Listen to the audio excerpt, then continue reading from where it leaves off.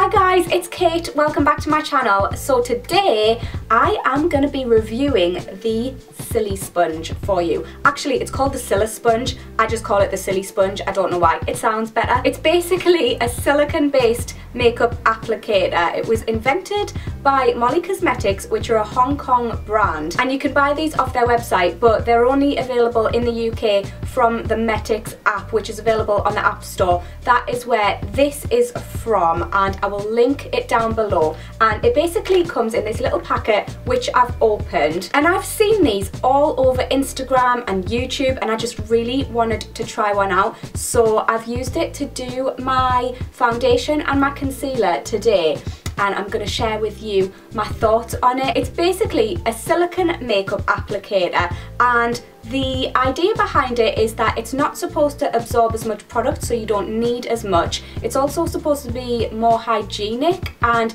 you can literally just clean it with soap and water after you've used it, so it's not going to harbour any bacteria or anything like that. And they're supposed to last longer as well. They're not supposed to need replacing because they're more hygienic, and yeah, you only really need to replace these if they have any little tears in, which is what it says on the website. So as long as you look after it, it should last for ages. So yeah, I'm gonna get straight into this. If you enjoy these types of review videos, then be sure to give the video a thumbs up to let me know, and let me know if there's any other products that you'd like me to review, and I will take them into consideration and I'll do them for you. And be sure to subscribe and hit the bell as well if you want to see more from me, and let's get straight into this.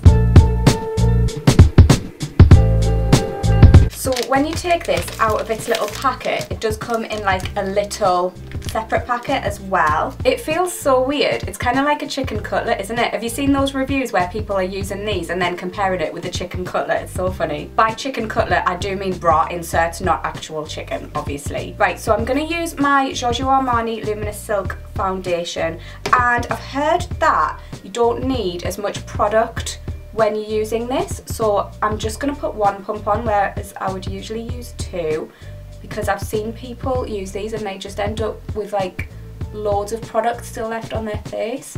I think that my tan's wearing off a bit. This foundation looks a little dark. It's okay because my neck's darker. Okay, let's go in. I don't know which side to use. Do I use the flat side or the curved side? I'm going to go in with the flat side. No, am I? I don't know. No, I'm going to go in with the curved side, I think. So you're supposed to smooth this onto your skin, and then you're supposed to like dab it in. Do I do all of my face? I'm just going to start here first and then I'm going to start dabbing it in. Oh my gosh, this is insane. I have used like half of what I would normally use. It's kind of weird trying to blend it in around your nose. I'm going to do this side now. This feels really odd, just because I've never obviously used anything like this before, and I'm so used to using my sponge. How am I going to do my nose then? How do you do this? Guys, I am so impressed with this so far. It gives you sort of like a really airbrushed finish. I think I might have a bit too much on my forehead. Let's dab this in. It feels weird. I feel like I'm slapping myself on the head with a chicken cutlet. I think this gives you such a flawless finish. It gives you sort of like a really even finish, and I didn't expect that from something that doesn't absorb any product, and there isn't much product left on the applicator either, which is good.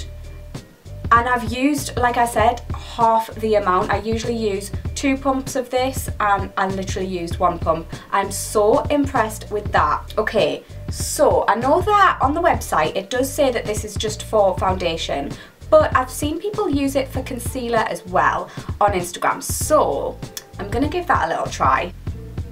I'm literally just gonna put a little bit on. I usually put quite a lot on, but slightly worried that it'll be too much, because obviously you just need a little bit of this.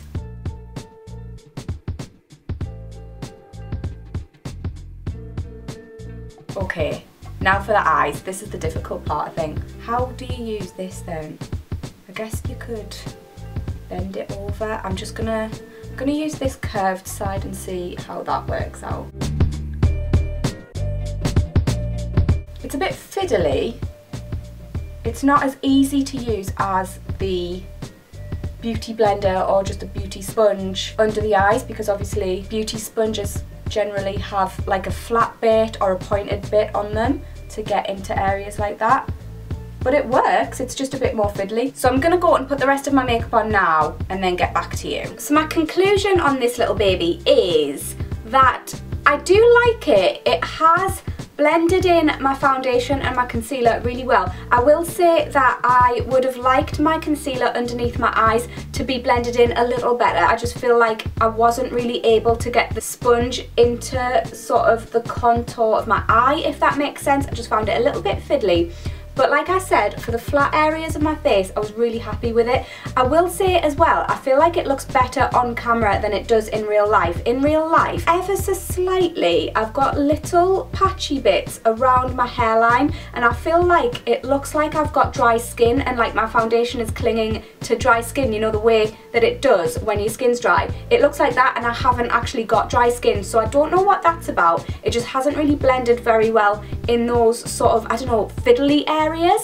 But on the rest of my face, I'm really happy with how it blended out using this. It literally just went straight into my skin. It was so quick and easy. So I think that I'm gonna have to try and use this a few more times and get used to it. It definitely takes some getting used to, because obviously it's a weird product. It's not something that's existed before.